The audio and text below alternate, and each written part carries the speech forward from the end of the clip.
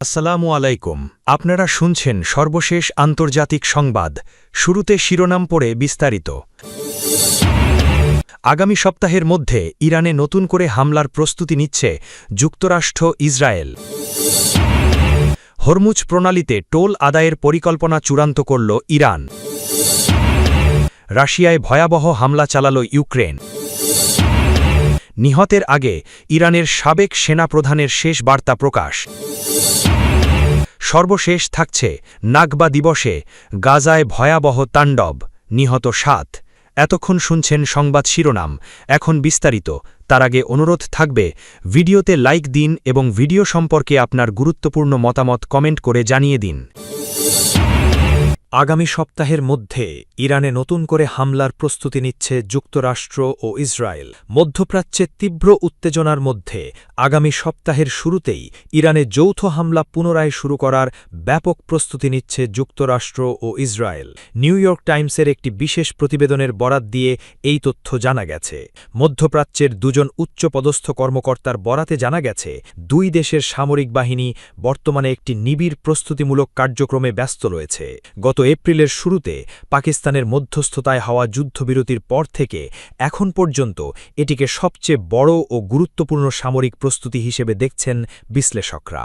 তেল আবিবের Ben Gurion বিমানবন্দরে মার্কিন বিমানবাহিনীর যুদ্ধ বিমানগুলোর অবস্থান এবং সামরিক গতিবিধি এই প্রস্তুতির সত্যতা আরও বাড়িয়ে দিয়েছে। উদ্ভূত পরিস্থিতির বিষয়ে মার্কিন প্রতিরক্ষামন্ত্রী পিট হেগসেথ আইন প্রণেতাদের জানিয়েছেন, যে কোনো পরিস্থিতি মোকাবেলায় আমেরিকার সুনির্দিষ্ট পরিকল্পনা রয়েছে। ওয়াশিংটন প্রয়োজনে সামরিক শক্তি বৃদ্ধি করতে, কৌশলগতভাবে পিছু হটতে অথবা যুদ্ধক্ষেত্রের সম্পদ অন্য স্থানে সরিয়ে নিতে সম্পূর্ণ প্রস্তুত। তবে মার্কিন প্রশাসন এখনই আলোচনার পথ একেবারে বন্ধ করতে চাইছে না, যদিও কূটনৈতিক সমাধানের ক্ষেত্র ক্রমেই সংকুচিত হয়ে আসছে। এদিকে মার্কিন প্রেসিডেন্ট ডোনাল্ড ট্রাম্প ইরানের বর্তমান নেতৃত্বের ওপর তীব্র ক্ষোভ প্রকাশ করেছেন। ফক্স নিউজকে দেওয়া এক সাক্ষাৎকারে তিনি অভিযোগ করেন, ইরান এর আগে একাধিকবার চুক্তিতে সম্মত হলেও পরবর্তীতে তা মেনে নিতে অস্বীকৃতি জানিয়েছে। ট্রাম্প স্পষ্ট ভাষায় বলেন, প্রতিবার একটি চুক্তি হওয়ার দিনই তারা এমন আচরণ করে যেন এই বিষয়ে কোনো আলোচনাই হয়নি। পূর্ববর্তী চুক্তিগুলোর অন্যতম একটি প্রধান শর্ত ছিল ইরানকে তাদের সমৃদ্ধ ইউরেনিয়াম মার্কিন যুক্তরাষ্ট্রের কাছে হস্তান্তর করতে হবে, যা পরবর্তীতে মাটির গভীর থেকে নিষ্কাশন করার কথা ছিল।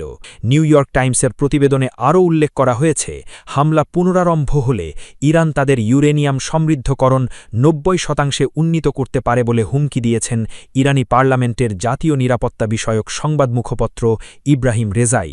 এর জবাবে ট্রাম্প জানান, তিনি ইরানি স্থাপনা ধ্বংস করে ইউরেনিয়াম মাটির নিচে চাপা দেওয়ার চেয়ে সেটি সরাসরি নিজেদের নিয়ন্ত্রণে নিতে বেশি পছন্দ করবেন।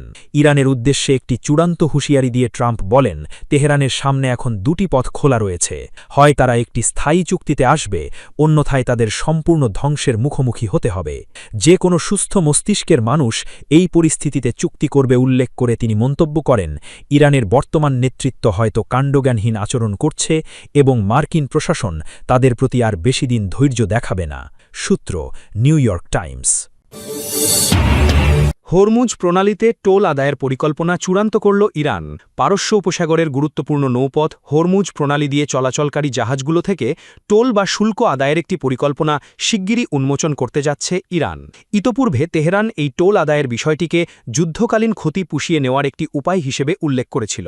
ইরানের আইন প্রণেতা ইব্রাহিম আজিজি জানিয়েছেন, এই পরিকল্পনার আওতায় একটি সুনির্দিষ্ট রুটে হরমুজ প্রণালীর ট্রাফিক বা জাহাজ চলাচল পরিচালনার জন্য একটি পেশাদার কৌশল অন্তর্ভুক্ত রয়েছে।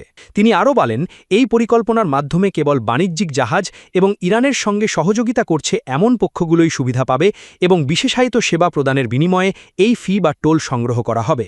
ইরানের প্রথম ভাইস প্রেসিডেন্ট মোহাম্মদ রেজা আরিফ স্পষ্ট করে বলেছেন, তার দেশ হরমুজ প্রণালী দিয়ে কোনো শত্রু দেশের সামরিক সরঞ্জাম পার হতে দেবে না।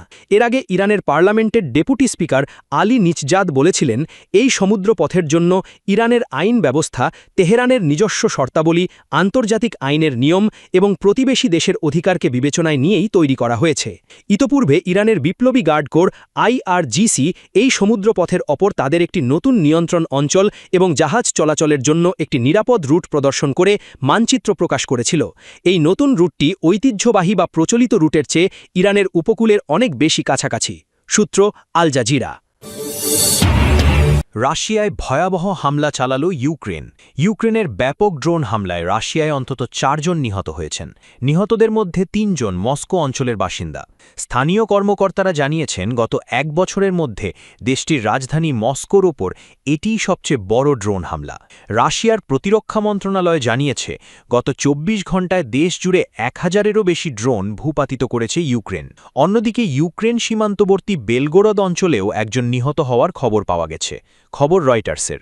এর আগে শুক্রবার ইউক্রেনের প্রেসিডেন্ট ভ্লাদিমির জেলেন্সকি রাশিয়ার সাম্প্রতিক হামলার জবাব দেওয়ার ঘোষণা দিয়েছিলেন। গত 4 বছরের যুদ্ধে কিয়েভে গত দুদিনে চালানো রাশিয়ার ড্রোন ও ক্ষেপণাস্ত্র হামলাকে সবচেয়ে ভয়াবহ বলে উল্লেখ করা হয়। সামাজিক যোগাযোগ মাধ্যম এক্সে পোস্ট করা এক ভিডিওতে জেলেন্সকি আকাশে উড়ন্ত ড্রোন, ধোঁয়ার কুণ্ডুলি এবং আগুন নিয়ন্ত্রণে ফায়ার সার্ভিসের তৎপরতার দৃশ্য প্রকাশ করেন। তিনি বলেন, রাশিয়া যুদ্ধ দীর্ঘায়িত করছে এবং আমাদের শহর ও জনপদে হামলা চালাচ্ছে। এর জবাব দেওয়া সম্পূর্ণ ন্যায্য। জেলেন্সকি দাবি করেন, রাশিয়ায় কঠোর আকাশ প্রতিরক্ষা ব্যবস্থা থাকা সত্ত্বেও সীমান্ত থেকে 500 কিলোমিটারেরও বেশি দূরের লক্ষ্যবস্তুতে হামলা চালাতে সক্ষম হয়েছে ইউক্রেন। নিহতের আগে ইরানের সাবেক সেনাপ্রধানের শেষ বার্তা প্রকাশ।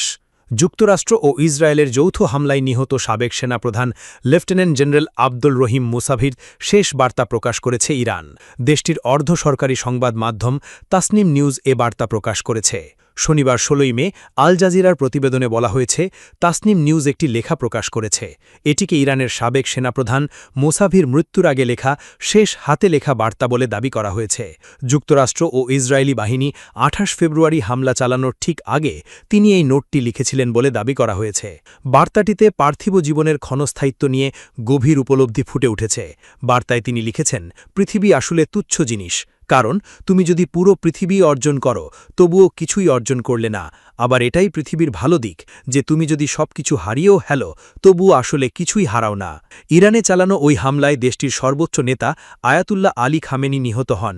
দুটি মার্কিন সূত্র ও বিষয়টি সম্পর্কে অবগত একটি সূত্রের বরাত দিয়ে বার্তা সংস্থা রয়টার্সের প্রতিবেদনে বলা হয়, 28 ফেব্রুয়ারি ভোরে ইরানে ইসরায়েল ও যুক্তরাষ্ট্রের যৌথ হামলা চালানোর সময় ইরানের সর্বোচ্চ নেতা শীর্ষ উপদেষ্টাদের সঙ্গে বৈঠক করছিলেন। ইসরায়েলি কর্মকর্তারা জানান, ওই হামলায় খামেনি ও তার শীর্ষ সহযোগীরা নিহত হয়েছেন। তাদের মধ্যে ছিলেন সাবেক ন্যাশনাল সিকিউরিটি কাউন্সিলের সচিব আলী শামখানি ও ইসলামিক রেভলিউশনারি গার্ড কর্পসের কমান্ডার মোহাম্মদ পাকপোর। ইরানি সূত্র রয়টার্সকে জানায়, হামলার ঠিক আগে শামখানি ও সুপ্রিম ন্যাশনাল সিকিউরিটি কাউন্সিলের সচিব আলী লারিজানির সঙ্গে খামেনি একটি সুরক্ষিত স্থানে বৈঠক করছিলেন। হামলার পর ইরানের সর্বোচ্চ নেতা আয়াতুল্লাহ আলী খামেনির বাসস্থানের স্যাটেলাইট ছবি প্রকাশ করেছিল আল জাজিরা। স্যাটেলাইটে প্রকাশিত ছবিতে দেখা যায় খামেনির প্রাসাদটি ধসে গেছে, এর চারপাশ কালো হয়ে গেছে। এতে বোঝা যায় সেখানে বড় ধরনের বিস্ফোরণ ঘটানো হয়েছে। তবে হামলার প্রকৃতি, ব্যবহৃত অস্ত্র কিংবা সুনির্দিষ্ট লক্ষ্যবস্তুর বিষয়ে আনুষ্ঠানিকভাবে কিছু জানানো হয়নি। নাগবা দিবসে গাজায় ভয়াবহ তাণ্ডব, নিহত 7। নাগবা দিবসে গাজায় ভয়াবহ তাণ্ডব চালিয়েছে ইসরায়েল। দেশটির এ হামলায় অন্তত 7 জন নিহত হয়েছেন। এ সময় আরও কয়েক ডজন বাসিন্দা আহত হয়েছেন। শুক্রবার 15 মে চিকিৎসা সূত্রের বরাতে আল জাজিরার এক প্রতিবেদনে এই তথ্য জানানো হয়েছে। ইসরায়েল দাবি করেছে, গাজায় হামাসের সশস্ত্র শাখার প্রধান ইজ আল দিন আল হাদ্দাদকে লক্ষ্য করে হামলা চালানো হয়েছে। এক যৌথ বিবৃতিতে ইসরায়েলের প্রধানমন্ত্রী বেঞ্জামিন নেতানিয়াহু এবং প্রতিরক্ষামন্ত্রী ইসরায়েল কাটস বলেন, 7 অক্টোবরের হামলার মূল পরিকল্পনাকারীদের একজনকে লক্ষ্যবস্তু করা হয়েছে। তবে বিবৃতিতে হাদ্দাদ নিহত হয়েছেন কিনা তা উল্লেখ করা হয়নি। হামাস এ বিষয়ে এখনও কোনো মন্তব্য করেনি এবং আল জাজিরাও স্বাধীনভাবে ইসরায়েলের এ দাবির সত্যতা যাচাই করতে পারেনি। চিকিৎসা সূত্র আনাদোলু এজেন্সিকে জানিয়েছে, নিহতদের মধ্যে 3 জন একটি বেসামরিক গাড়িতে হামলায় নিহত হন এবং আরও 4 জন পশ্চিম গাজা সিটির ভিমাল এলাকায় একটি ভবনে হামলায় নিহত হন। সূত্রগুলো আল জাজিরাকে জানিয়েছে, নিহতদের মধ্যে 3 জন নারী ও একটি শিশু রয়েছে। আনাদোলু জানিয়েছে, এসব হামলায় অন্তত 45 জন আহত হয়েছেন। তাদের কয়েকজনের অবস্থা আশঙ্কাজনক। গাজায় আল জাজিরার প্রতিবেদক ইব্রাহিম আল খালিলি বলেন, প্রত্যক্ষদর্শীদের মতে হামলায় অন্তত 4টি ক্ষেপণাস্ত্র ব্যবহার করা হয়েছে। হামলায় ক্ষতিগ্রস্ত আবাসিক ভবনটিতে ভয়াবহ আগুন ছড়িয়ে পড়ে। এতে ঘটনাস্থলে আতঙ্ক ছড়িয়ে পড়ে এবং অনেক ফিলিস্তিনিকে এলাকা ছেড়ে পালাতে বাধ্য হতে হয়। নাগবা দিবসের ৭৮তম বার্ষিকীতে এ হামলা হয়েছে। এদিন ১৯৪৮ সালের যুদ্ধে ইসরায়েল রাষ্ট্র প্রতিষ্ঠার পর আনুমানিক ৭.৫ লক্ষ ফিলিস্তিনি নিজেদের ঘরবাড়ি থেকে উচ্ছেদ হয়েছিলেন। গাজার সিভিল ডিফেন্সের মুখপাত্র মাহমুদ বাসেল বলেন, লক্ষ্যবস্তু হওয়া আবাসিক ভবনটিতে শত শত মানুষ বসবাস করছিলেন। রয়টার্সকে তিনি বলেন, কোনো আগাম সতর্কতা বা নোটিশ ছাড়াই ক্ষেপণাস্ত্র নিক্ষেপ করা হয়েছে। আমরা বহু নিহতের কথা বলছি, বিপুল সংখ্যক আহত মানুষের কথা বলছি, যাদের মধ্যে পুরো পরিবারও রয়েছে।